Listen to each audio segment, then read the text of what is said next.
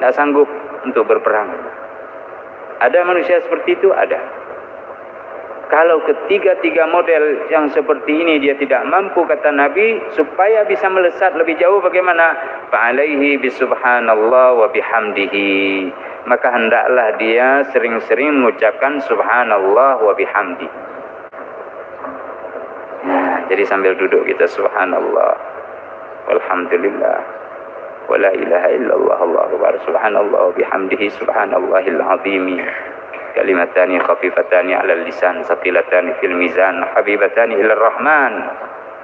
Ada dua kalimat mudah bagi lisan, berat di timbangan, sangat dicintai oleh Allah yang Maha Rahman. Subhanallah wa bihamdihi subhanallahil azim. Hadis Bukhari dan Muslim. Subhanallah wa bihamdihi subhanallah